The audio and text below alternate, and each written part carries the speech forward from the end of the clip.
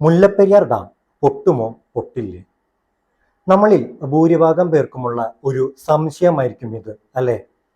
ഞാനൊക്കെ സ്കൂളിൽ പഠിക്കുന്ന കാലം തൊട്ടേ കേൾക്കുന്നതാണ് മുല്ലപ്പെരിയാർ ഇന്ന് പൊട്ടും, നാളെ പൊട്ടും എന്നൊക്കെ. ഞാൻ ആറിലോ ഏഴിലോ എന്തോ പഠിക്കുന്ന സമയത്ത് ഒരു ദിവസം മുല്ലപ്പെരിയാർ ഡാം ഉടനെ പൊട്ടാൻ പോകുന്നു എന്നൊരു വാർത്ത വന്നിരുന്നു. അത് ഞങ്ങൾ ക്ലാസ്സിൽ സംസാരിക്കുകയും ടീച്ചറിനോട് ക്ലാസ് എടുക്കണ്ട എന്നൊക്കെ പറഞ്ഞതും ഇപ്പോഴും എൻ്റെ ഓർമ്മയിലുണ്ട്. പക്ഷേ ഭാഗ്യവശാൽ ഇതുവരെ ആ ഡാം പൊട്ടിയിട്ടില്ല. പലരും ഒരു എഞ്ചിനീയറിംഗ് അത്ഭുതമായി കാണുന്ന, കാലാവധി കഴിഞ്ഞിട്ടും ഒളിച്ചു മാറ്റപ്പെടാത്ത, മാറി മാറി വന്ന സർക്കാരുകളെ നോക്കുകുത്തിയാക്കി നിർത്തിയ ഒരു dam. Let's have real talk about the Mullaperiyar dam.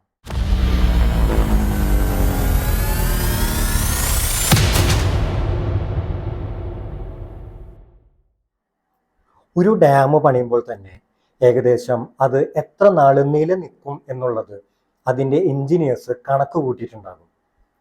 സാധാരണ 40 തൊട്ട് 50 വർഷമൊക്കെയാണ് ഒരു ഡാം നിലനിൽക്കാറുള്ളത്.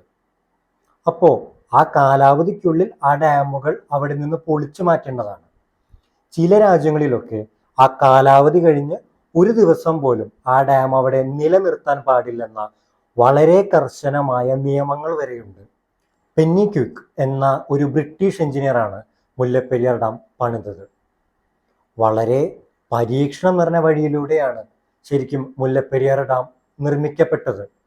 ഡാമിന്റെ നിർമ്മാണ വേളയിൽ തന്നെ ഏതാണ്ട് 483 പേർ അസുഖം ബാധിച്ച് മരിച്ചിരുന്നു. അതുകൊണ്ട് തന്നെ തൊഴിലാളികളുടെ കുറവ് ഒരു വലിയ പ്രശ്നമായി വന്നു. അങ്ങനെ ബ്രിട്ടീഷ് പട്ടാളക്കാരും പോർച്ചുഗീസുകാരും അതുപോലെ ഇന്ത്യൻ ലേബേഴ്സും കൂടി ഒന്നിച്ചാണ് മുല്ലപ്പെരിയാർ ഡാം പണിതത് എന്നാണ് ചരിത്രം. മുല്ലപ്പെരിയാർ ഡാം പണിത സമയത്ത് പെന്നിക്വിക് 50 വർഷ കാലാവധിയാണ് ആ ഡാമിന് പറഞ്ഞത്. അപ്പോൾ സ്വാഭാവികമായും ആ 50 വർഷത്തിനുള്ളിൽ ഡാം അവിടെ നിന്ന് പൊളിച്ചു മാറ്റണം എന്നാണ്. എന്നാൽ ഇപ്പോൾ 50 വർഷം കഴിഞ്ഞ് ഏതാണ്ട് 130 വർഷം എത്തി നിൽക്കുന്നു. നമ്മൾ ഇപ്പോഴും ഇവിടെ ഈ ഡാം പൊട്ടുമോ പൊട്ടില്ലേ, അല്ലെങ്കിൽ പൊളിക്കണോ പൊളിക്കണ്ടേ എന്നൊക്കെ ചർച്ച ചെയ്തുകൊണ്ടിരിക്കുകയാണ്. എന്തൊരു ദൗർഭാഗ്യകരമാണെന്ന് നോക്കിയ നമ്മുടെ കാര്യം. 70 വർഷം മുൻപേ പൊളിച്ചു മാറ്റേണ്ട ഒരു ഡാമിനെ കുറിച്ചാണ് നമ്മളിപ്പോൾ ഇവിടെ സംസാരിച്ചു കൊണ്ടിരിക്കുന്നത് എന്ന് നിങ്ങൾ ഓർക്കണം. ഇന്ത്യയിൽ തന്നെ ഏതാണ്ട് 36 ഡാമുകൾ മറ്റുമെന്തോ തകർന്നിട്ടുണ്ട് എന്നാണ്. എന്തുകൊണ്ടായിരിക്കും ഇത്ര അധികം ഡാമുകൾ നമ്മുടെ രാജ്യത്ത് തകർന്നിട്ടുണ്ടാവുക? ശരിയാണ്, മനുഷ്യനുണ്ടാക്കിയതാണ്, അതിന് തകർച്ച എപ്പോൾ വേണമെങ്കിലും സംഭവിക്കാം, അല്ലേ?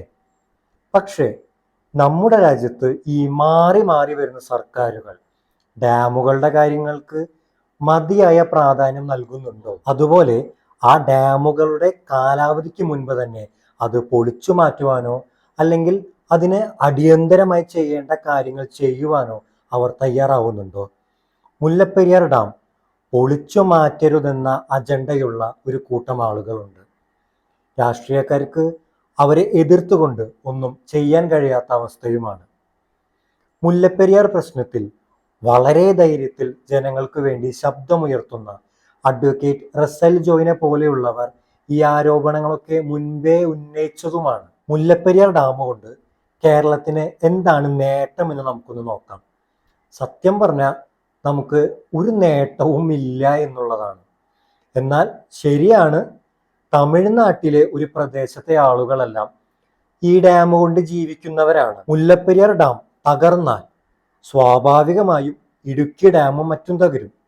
ഇതുവഴി നഷ്ടം മുഴുവനും കേരളത്തിന് മാത്രമായിരിക്കും. കേരളത്തിന്റെ ജിയോഗ്രഫിയെ വരെ ബാധിക്കുന്ന തലത്തിലേക്ക് കാര്യങ്ങൾ കൊണ്ടെത്തിക്കും. ഈ ഡാം തകർന്നാൽ തമിഴ്നാടിന് അങ്ങനെ കാര്യമായ നഷ്ടങ്ങൾ ഉണ്ടാകില്ല. എന്നാൽ ഇവിടെ പലരും ഈ ഡാം പൊളിച്ചു കഴിഞ്ഞാൽ തമിഴ്നാട്ടിലെ ജനങ്ങളുടെ പ്രശ്നങ്ങളെ കുറിച്ചൊക്കെയാണ് സംസാരിച്ചു കൊണ്ടിരിക്കുന്നത്. അവരാദ്യം മനസ്സിലാക്കേണ്ട കാര്യം, ഈ ഡാം തകർന്നാൽ തമിഴ്നാട്ടിലെ ആളുകൾക്ക് അങ്ങനെ കാര്യമായ നഷ്ടങ്ങൾ ഉണ്ടാവില്ല. ആ ഭാഗത്ത് അവർക്ക് മലകളാണുള്ളത്. അതുകൊണ്ട് തന്നെ ഡാം പൊട്ടി വെള്ളം ആ ഭാഗത്തേക്ക് വന്നാൽ വെള്ളത്തിന്റെ ഒഴുക്ക് ആ മലകൾക്ക് തടഞ്ഞു നിർത്താൻ സാധിക്കും. എന്നാൽ കേരളത്തിന്റെ ഭാഗത്താണെങ്കിൽ കോൺക്രീറ്റ് ഭിത്തികളാണുള്ളത്. അതിന് ഒരിക്കലും വെള്ളത്തെ തടഞ്ഞു നിർത്താൻ കഴിഞ്ഞെന്ന് വരില്ല.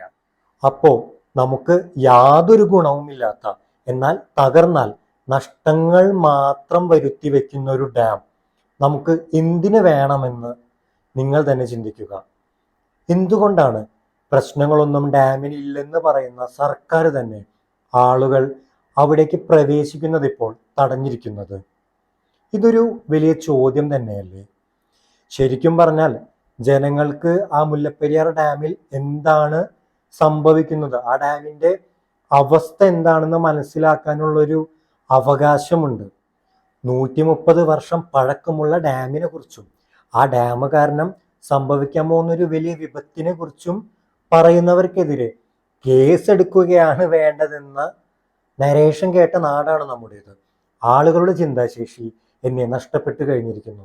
പലരും പലരുടെയും കളിപ്പാവകളായി മാറിയിരിക്കുന്നു. ഇനിയെങ്കിലും നിങ്ങൾ ചിന്തിക്കൂ, നമ്മുടെയൊക്കെ ജീവന് ഇവർ എന്തുമാത്രം വിലയാണ് നൽകിയിരിക്കുന്നതെന്ന്.